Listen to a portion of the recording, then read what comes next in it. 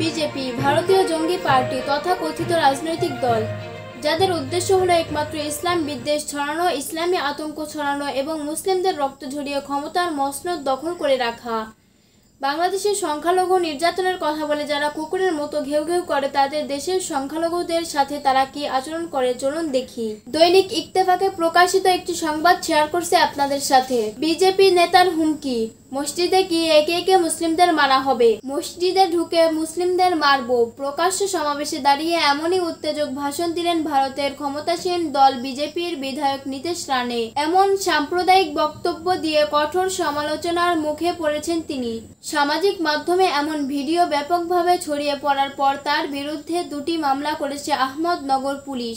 একরকম বাধ্য হয়েই এই ব্যবস্থা নিয়েছে পুলিশ। শুক্রবার আহমেদনগরের রামগিরি মহারাজের সমর্থনে এক সভায় নীতিশ রানে বলেন, রামগিরি মহারাজের বিরুদ্ধে কোনো কথা বললে মসজিদে ঢুকে খুঁজে খুঁজে মুসলিমদের মারবো, এটা মাথায় রেখো। এদিকে আসাদুদ্দিন ওয়াইসির দল মজলিস ই ইত্তেহাদুল মুসলিম মিম গোটা ইস্যুতে কঠোর প্রতিক্রিয়া দেখিয়েছে।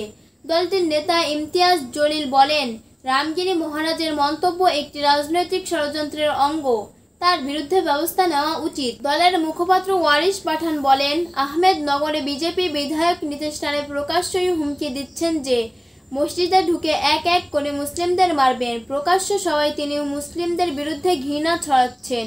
বিধানসভা ভোটের আগে বিজেপি মহারাষ্ট্রের সাম্প্রদায়িক ঘৃণা ছড়ানোর চেষ্টা করছে।